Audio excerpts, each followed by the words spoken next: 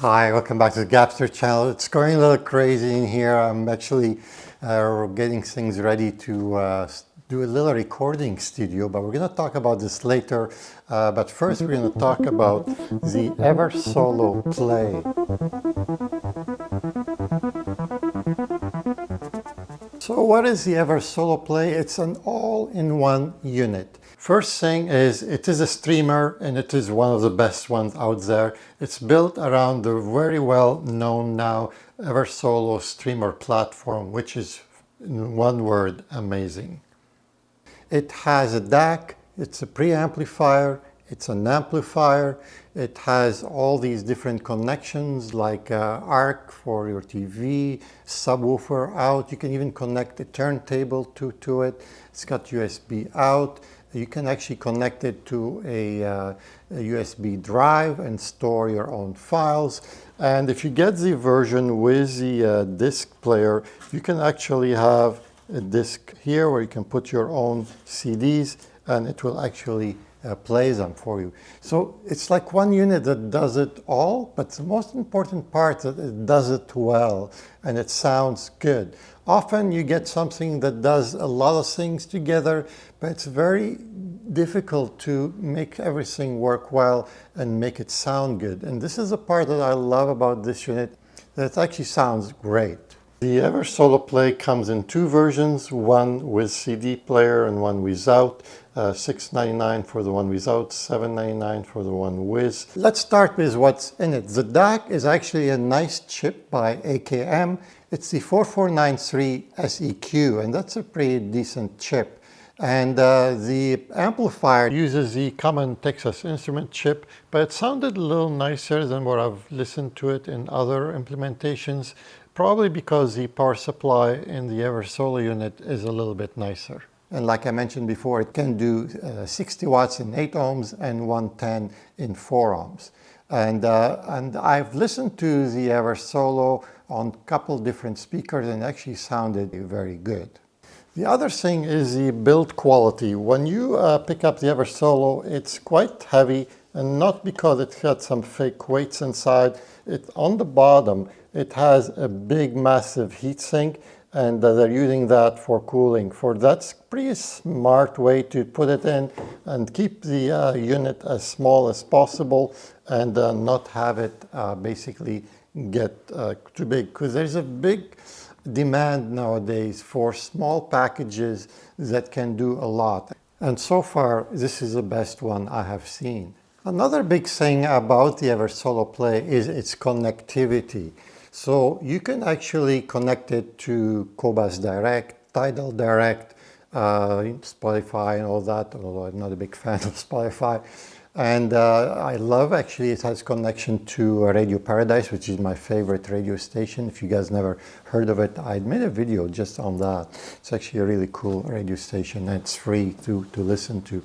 Another thing is what I like about it is that all these, you can do them very easily. And it is a Roon ready unit, so you can actually, if you are using Roon, it's pretty simple to connect it. Although lately I've been discovering that connecting direct seems to be, sounded a little bit better. And I actually prefer lately the direct connections like Cobas Direct and Tidal Direct, because then you don't need to use any third-party subscriptions, like you won't need to subscribe to other providers.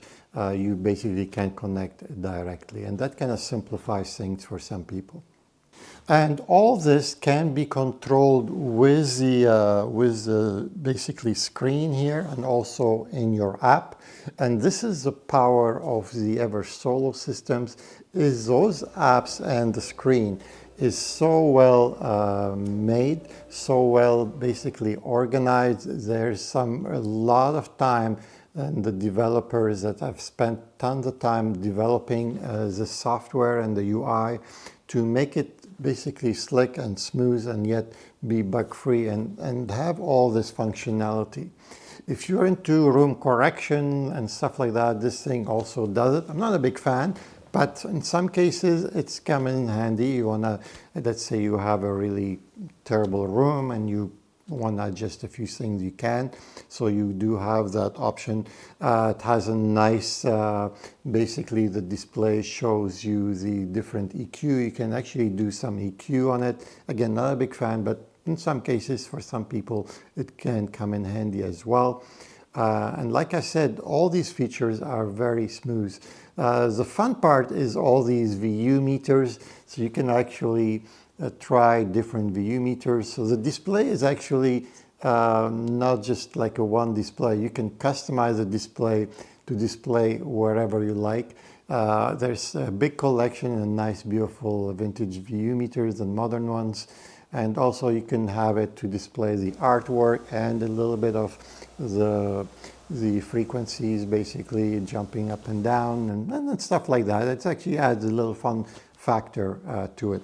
The volume knob actually also becomes a power knob as well, and it also sometimes is used for a couple functions. There's a beautiful little display light ring around it also that you can also customize as well. Then I connected the Eversolo to my smaller second setup, and I have to say it performed so well. All you need with this is just plug in 2 speakers and you're good to go. And that's what I like about it. And you don't need to be an audiophile to be able to set this thing up and have a million cables. Like I said, just a set of speakers and you're good to go. And this thing sounded, and the Eversolo Play sounded really good. I have to say, I have tried different small package systems, and this is probably the first one that struck me into, wow, yeah, the quality is actually good. Like this is not just like a, you know, a simple cheap system. Like it's got value and it's got, it's still inexpensive, yet it has very good quality that it is hard to find these days. As the market is flooded with some cheap, very inexpensive, I mean, they are good, but not to this quality that the Eversolo Play is able to achieve. On the back, it's fully covered. It's got some nice protection on the RCA plugs here. Just gonna take those out. We've got your power. There's a switch here on off, but you can control the unit from the volume button. It's actually acts as an on-off switch as well. So this is only if you want to like completely shut it down. Maybe you're leaving for a long period of time. And there is a trigger in input. This is rare, and you don't see that on most appliances at this price level. And so that's good. For example, you want to basically have it being triggered by another, maybe other unit. There is an optical in, there's an ARC in case you want to connect your TV, there's a coax in, and this is ground. The reason that it's ground because this thing has phono inputs. This is rare again, it has a phono input. It may not be the best in the world, but it's actually pretty decent. I listened to it and actually was pretty surprised that it was pretty decent. And so you also have line in, so if you want to connect something from the outside, you can connect it via wired LAN if you want to put your internet plug in here. If not, it does work wirelessly. Notice there is no antennas, but this thing has very good coverage without any antennas. So it's pretty good that way. So there's a couple USB. One is a USB out, so in case you want to send it to another DAC. And one is an actually USB where you can connect it to a storage unit, and you can basically rip your own CDs. Because this has a CD player, you can rip your own CDs and store them on your drive. So you can actually do that with this unit. Another rare thing, this has a subwoofer output, and that's also really good in case you are using some small little speakers. And it also has a coax out, so in case you want to send digital output. And of course, we've got the 4 binding posts here for the speakers, and they're pretty solid, and they seem to be of really good quality. Now let's put it here on the bench and have a look about what's inside this unit. Part of being on the Gabster channel is actually you get to see what's inside of these units. So, and here she is. So let's put this thing down. And if we start to look inside, we're gonna just move over here, where you can see this is the AKM chip that's inside it. And here you see with my phone here magnifying it, you can see that it's the AK4493SEQ. And if we zoom out a little bit, I'm just gonna have a look a little bit. It's got a really nice layout actually, and I don't know if you guys noticed, there is no dummy loads, like just to make it sound heavier than what it is. It's pure, proper chassis, aluminum chassis, and the big heat sink on the bottom, and that's what's giving it as a weight. And if we flip the CD player back to the other side so we can see the power supply, it's a very big power supply. It goes from pretty much 1/3 of the unit is the power supply. It's a very unique power supply. It's a PFC and LLC power supply, so it's like a variant of a switching power supply, but it's a high quality one. And if we look on the sides, basically right in here, we can see that there's some quite a few filtering that's going on to keep the power supply at its best. And the CD player, like I said, just sits on top of the unit, basically sits right here.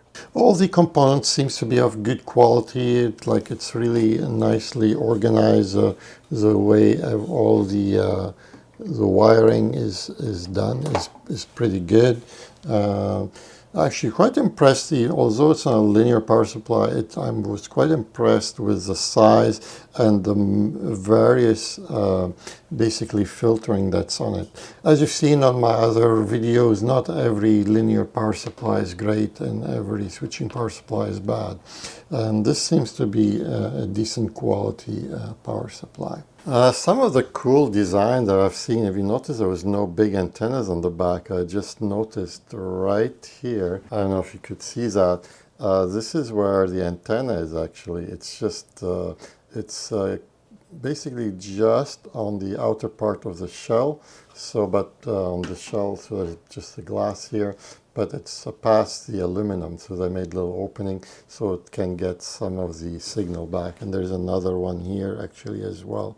So that's a clever design. I use a powerful neodymium magnet, and the binding posts are not magnetic, same with the RCA. I mentioned at the beginning I'm setting up a little recording studio in my room here.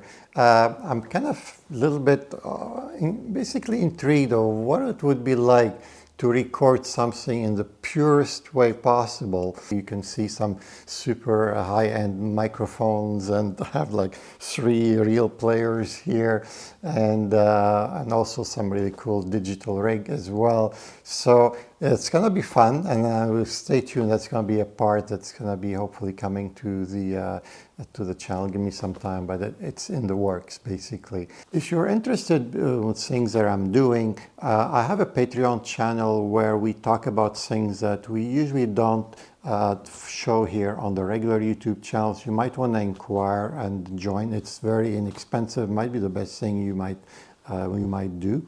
And if you just want to support the channel in general, even just subscribing to the channel will help. I'm gonna put a link in the corners here about different things about my channel, and then hopefully to see you again in another video. Take care.